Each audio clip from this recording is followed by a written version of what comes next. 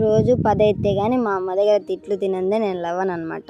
So అలాంటిది ఏంటి ఇవాళ 4K లేచేసింది, 4K లేచి బండిని కూడా తీసుకొచ్చింది అనుకుంటున్నారా? నేను ఆల్రెడీ చెప్పాను కదా బండికి పూజ చేయించామని చెప్పేసి. అందుకని చెప్పేసి బండిని కూడా కడగాలి కాబట్టి బండిని అయితే తీసుకొచ్చాను అనమాట వాష్ చేద్దామని.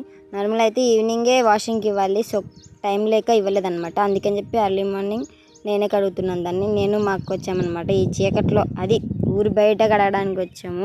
ఎందుకంటే ఊరు బయట అయితే టెంపుల్ ఉంది, ఆ టెంపుల్ దగ్గర వాటర్ వస్తాయి. నార్మల్గా ఆ రోజు ఫెస్టివల్ కాబట్టి ఊరు మొత్తం క్లీనింగ్ చేశారు. ఇంకా బయట వెళ్ళి వాటర్ వేసానంటే వాళ్ళు నన్ను సాగు కొడతారు అనమాట. సో అందుకని చెప్పి ఇంటి దగ్గర కడగలేదు, బయటకి ఇచ్చి కడుగుతున్నాను అనమాట. సో ఇంకైతే ఇంటికి వెళ్ళిపోయి రెడీ చేసి ఇంక వెళ్దామనేసి ఉన్నామన్నమాట. సో ఎందుకు ఇంకా వెళ్ళట్లేదంటే మా మమ్మీ వాళ్ళు ఇంకా రెడీ అవుతూనే ఉన్నారు కాబట్టి ఇంకా లేట్ అయిందనమాట. సో అలా అయితే వెళ్ళిపోదాం పదండి. సో ఏంటబ్బా చేయి చూపిస్తుంది, ఏమైంది ఆ చేతికి అంటున్నారా? సో బాగా గమనించండి ఆ చేతికి ఏమైంది అనేసి నేను మళ్ళీ చెప్తాను. ఇప్పుడు ఏంటంటే టెంపుల్లోకి అయితే వచ్చేసామన్నమాట. సో టెంపుల్లోకి వెళ్ళిపోదాం పదండి. టెంపుల్ ఎక్కడ ఉందంటే నల్లజరువులో ఉంది.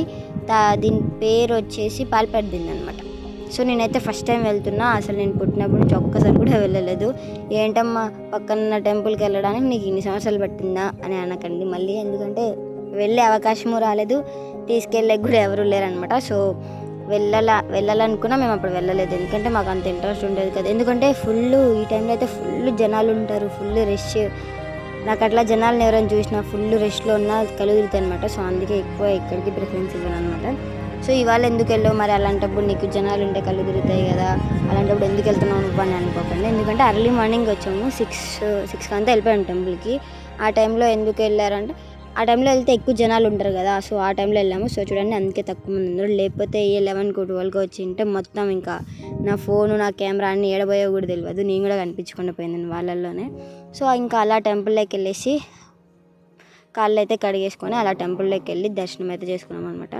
సో ఇందాక అక్కడైతే ఎన్సీసీ వాళ్ళు కనిపించారు కదా. సో ఎన్సీసీ వాళ్ళంటే నాకు చాలా ఇష్టము.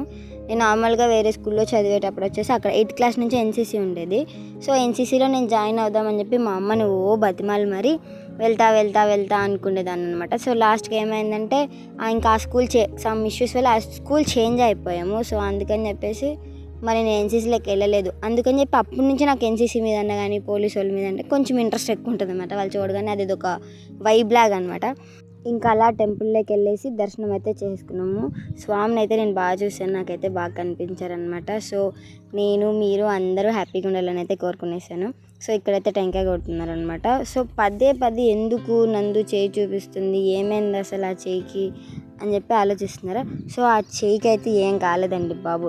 ఆ చేయికి ఏమైందంటే ఫుల్ రెడ్ అయిపోయింది. ఫుల్ రెడ్ ఎందుకు అయింది, అసలు ఏమంత గొప్ప పని చేసినావు నువ్వు అని చేయకండి. నిజంగా ఎందుకు చెప్తున్నానంటే బాయ్స్ అసలు మీరు చాలా గ్రేట్ అండి బాబు. ఆ బండి ఎలా తోలుతారో తెలియదు కానీ ఒక 30-40 మందిని వేసుకొని తోలుతుంటారు ఖచ్చితంగా. ఫ్రెండ్స్ అంటే ఖచ్చితంగా 4-5 మంది ఖచ్చితంగా తోలుతారు. అది ఎలా తోలుతారేమో మనకైతే తెలియదు.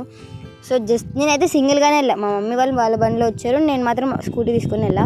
సో ఆ హ్యాండ్ అయితే ఫుల్ ఇంటి దగ్గర నుంచి టెంపుల్కి వచ్చేసరికి మొత్తం ఫుల్ రెడ్ అయిపోయి ఫుల్ పెయిన్ వచ్చేసిందండి బాబోయ్. జస్ట్ అది తిప్పి కొట్టినా కూడా ఒక 30 కిలోమీటర్స్ ఏమన్నా ఉందేమో అరౌండ్, నాకు అంత ఐడియా లేదు. సో 30 కిలోమీటర్స్ కూడా ఉండదు మేబీ, 30 కిలోమీటర్స్ ఉంటుంది అనుకోండి.